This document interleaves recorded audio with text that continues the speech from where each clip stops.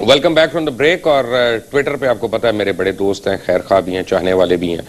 एक मेरे ट्विटर के दोस्त ने मुझे एक ट्वीट की और एक तस्वीर भेजी। वो तस्वीर मैं अब वीडियो फॉर्म में आपके सामने रिप्रोड्यूस कर रहा हूँ।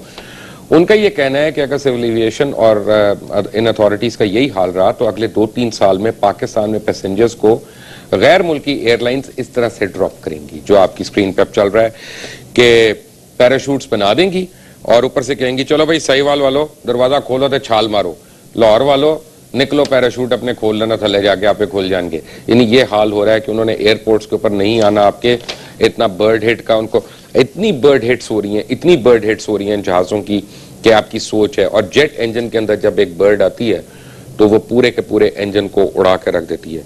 और ये तमाम कारनामे जो हैं ये किनकी सीवी पे लिखे जाने चाहिए? वो काबिल तरीन अफसरान कौन है जो इतनी नलायकी से सिविल एविएशन अथॉरिटी को चला रहे हैं? सीए के इस वक्त बोर्ड मेंबर्स की प्रोफाइल आपको बताता हूं। एयर मार्शल सुहेल गुल खान हिलाल इम्तियाज हैं, vice chief of air staff रहे हैं, मेंबर सीए बोर्ड हैं। Air marshal retired Mohammad Yusuf हैं, director general CA. Lieutenant general Salahuddin Tirmizi, ये पता नहीं क्या करते हैं तिरमजी साहब, एविएशन के हैं कि किसके हैं? इनको कबूतरों का तो पता हो सकता है, जहाजों का मुझे नहीं पता इनको क्या पता है। Air marshal retired Najeeb Akhtar, member CA board. ये तो उम्र से आप देखें माशाल्लाह मेरे से भी ज्यादा नौजवान लग रहे हैं। Air martial Khawar Hussain, deputy DG CA.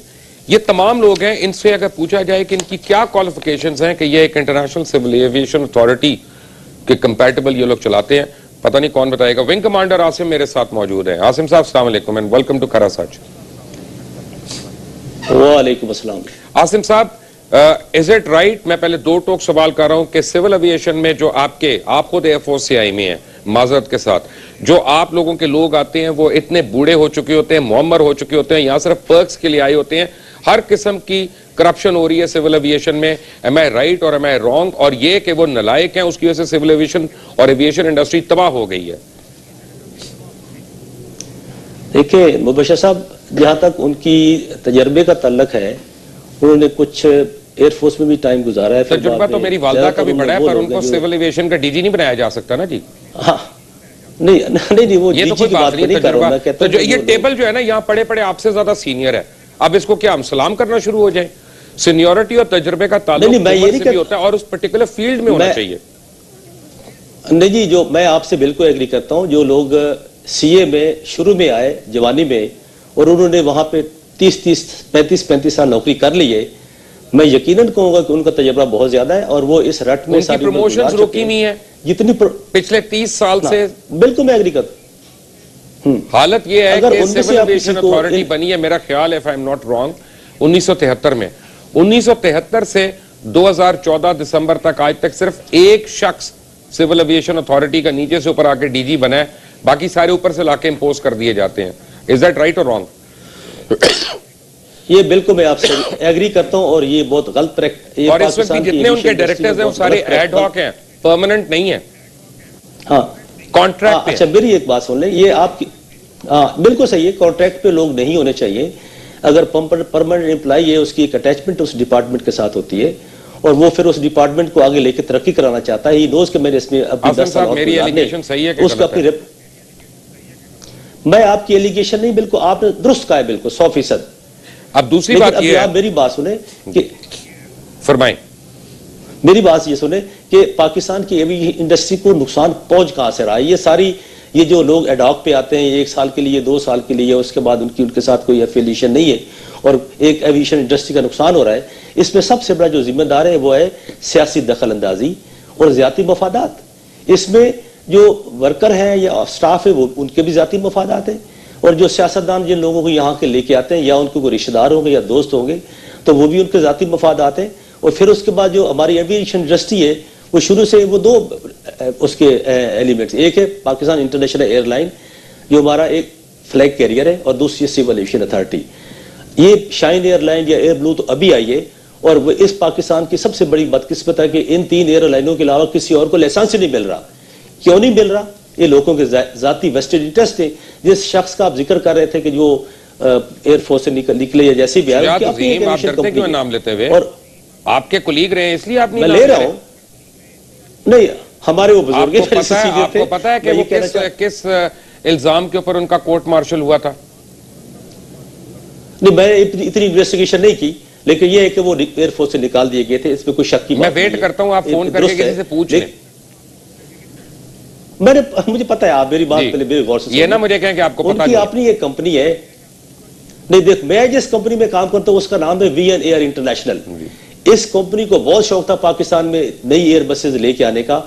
3 साल से हमारा रेगुलर पैसेंजर ट्रेवलिंग का लाइसेंस शुजात अजीम साहब की टेबल पे पड़ा है, उन्होंने साइन नहीं किया। इसलिए नहीं किया कि उन्होंने अपनी एयरलाइन जो है उसको लेके आना है, उन्होंने पीआईए को लेना है और वो रूट्स रखने। आपको मैं बताता हूं, आपको सिविल एविएशन में कॉन्ट्रैक्टर्स का, ये एम्प्लॉइज की तो करप्शन नजर आ गई। बेचारा किसी ने चाय ज्यादा पी ली होगी, किसी ने 2 फोन कर लिए होंगे। ये मेरे हाथ में है। मैं आपको बताता हूं कि सिर्फ इस वक्त कराची इंटरनेशनल एयरपोर्ट जो है और उसमें कार्गो कलेक्शन कॉन्ट्रैक्ट जो है वो एक मनपसंद कंपनी को दे दिया गया है चंद टकों के ऊपर महाना, जबकि उससे ज्यादा बिड करने वाली बड़ी कंपनियां थी। 1 मिनट, उससे ज्यादा बिड करने वाली बड़ी कंपनियां थी। एक तीसरी कंपनी जिसने उन सबसे ज्यादा बिड किया था, टेक्निकल बुनियादों पे उसकी बिड को खोला ही नहीं गया। और ये कॉन्ट्रैक्ट होता है 3 साल का, इसको दे दिया 5 साल के लिए। मैं आपको कंपनीज का नाम बता देता हूं। यूनाइटेड कार्गो 6 करोड़ रुपया महाना देने को तैयार थी, उसको नहीं दिया गया। और उसके जगह जो है ये दिया गया, क्या कहते हैं, कोसार एंटरप्राइजेस को कॉन्ट्रैक्ट अवार्ड कर दिया गया। और कॉन्ट्रैक्ट जो है मैं आपको दिखा रहा हूं।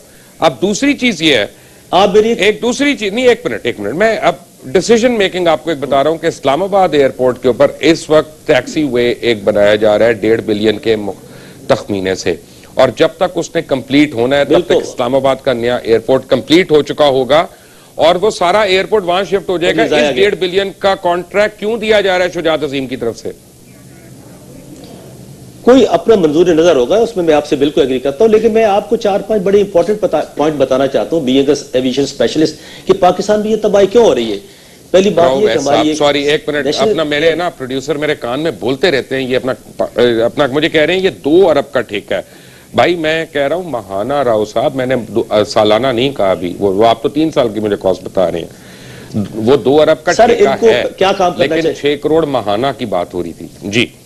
जी सॉरी विंग कमांडर साहब। कुमार साहब, इनकी इस वक्त क्या जिम्मेदारी थी? जिम्मेदारी ये थी कि पाकिस्तान कैसे तबाह हुई। पाकिस्तान इंटरनेशनल एयरलाइन नंबर 1, इसके पास एशिया का सबसे बड़ा मेंटेनेंस सेटअप है, इन्होंने उसको बिल्कुल सुला दिया, उस पर कोई काम नहीं हुआ।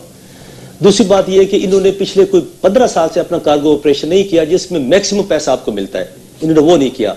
उसके बाद इनके जो सर्विसेबल जहाज है, कोई 3 जम्बो है, कोई 3 777 है, कोई 3 एयरबस 310 है, कोई 737 एयरवर्दी जहाज इन्होंने खड़े कर दिए और इन्होंने बाहर से जहाज वेट लीज पे ले लिए एयरबस 320।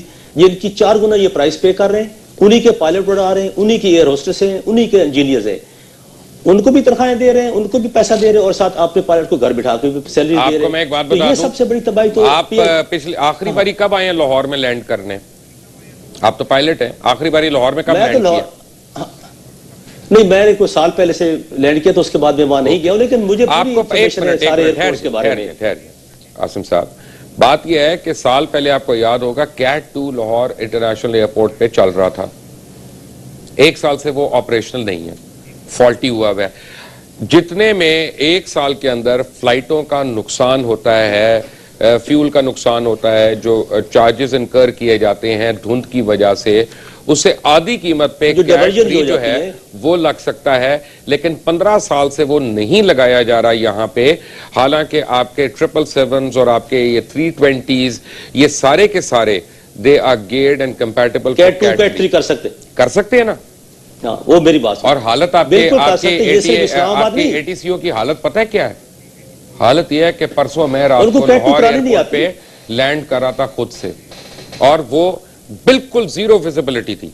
जीरो का मतलब जीरो, के हाथ नहीं नजर आ रहा था, और वो मुझे 1200 फुट तक ले आया और मुझे कह रहा है कि रनवे नजर आए तो लैंड कर लेना। मुझे तो ये भी नहीं पता ये अल्फा करीम पार्क है कि डीएचए में किसी का घर है कि लाहौर है भी कि कुछ और है। तो यानी उन्होंने कहा नहीं कर ले सर, आप पायलट डिस्क्रेशन है, आपकी मर्जी। अरे सर सारी दुनिया में कुमार साहब, सारी दुनिया में जहाज जीरो विजिबिलिटी लैंड करते हैं। उस वक्त अगर कैट 3 चल रहा हो, अल्फा ब्रावो आईएलएस तो पकड़ा हुआ है, लेकिन कैट 3 भी तो होना चाहिए ना। ऑटो लैंड करते हैं जहाज भाई, जी। सारे आपके जो आज के लेटेस्ट मॉडल जहाज हैं ये सारे ऑटो लैंड करते हैं।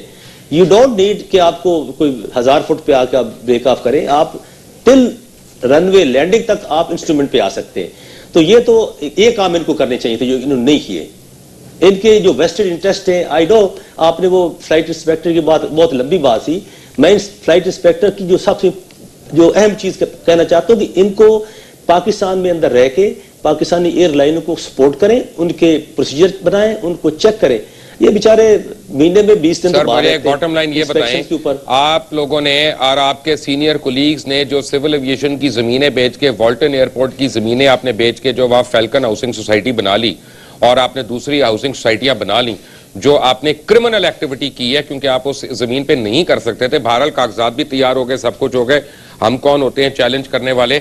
But fact of the matter is कि अगर आपका 3 दिन से जो लाहौर का एयरपोर्ट और रनवे बंद है, अगर आपका वॉल्टन जो है वो खुला होता और उसके ऊपर सिर्फ 12-15 लाख रुपए की लाइटें लगनी थी नाइट लैंडिंग के लिए, तो आपकी फ्लाइट्स डाइवर्ट हो सकती थी ना एक्सटेंडेड रनवे पे। आपका तो यहाँ 36 लीमा जो है वो भी नहीं एक्सटेंड करे मेन लाहौर टर्मिनल पे। आपका क्या बातें करे, सिविल एविएशन कर क्या रही है? सिविल एविएशन बिल्कुल कुछ नहीं कर रही। आपका जो 36 लीमा, हाँ उसको लाइन पे आना चाहिए था, उसके स्टैंडर्ड मेंटेन करने चाहिए थे। यही आईएलएस अगर 36 राइट अगर आपका क्लोज हो गया runway because of the incident, तो 36 लेफ्ट होना चाहिए था। ये वाकई सिविल एविएशन अथॉरिटी की नाअहली और मैं कहता हूं कम ज़र्फी है कि उन्होंने बाकी सारे काम कर रहे हैं जहां पे लोगों को फैसिलिटेट करना है। फैसिलिटी का ये हाल है कि आज एक एमिरेट्स की फ्लाइट लाहौर से टेक ऑफ हुई है, यानी अभी थोड़ी देर पहले लाहौर से कराची से हुई है। मुझे पैसेंजर्स के फोन्स आई हैं और 5-5 घंटे लगे उनको सिक्योरिटी चेकअप्स और बोर्डिंग पास और वहां से जाने के लिए। और मैं मैं एक हफ्ता कुछ दिन पहले मैं जब वाया शारजा अबू धाबी यहाँ पे लैंड किया मैंने लाहौर में, 4.5 घंटे लगे मेरे बैग को आने में, 4.5 घंटे बैग को आने में सारे, क्योंकि कोई उस वक्त पहले अपनी नमाज की ब्रेक पे गया हुआ था, फिर को खाने की ब्रेक पे गया हुआ था, उसके बाद किसी का मूड नहीं था, किसी की बीवी का फोन आया था उसको डांट रही थी। ये आपकी सिविल एविएशन का हाल है। बट विंग कमांडर आसिम मेरे साथ है। Welcome back to after break, take a break.